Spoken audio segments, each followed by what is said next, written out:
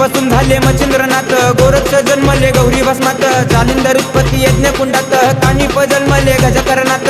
अलख निरंजन नवनाथाय नमः, अलख निरंजन नवनाथाय नमः, अलख निरंजन नवनाथाय नमः, अलख निरंजन नवनाथाय नमः.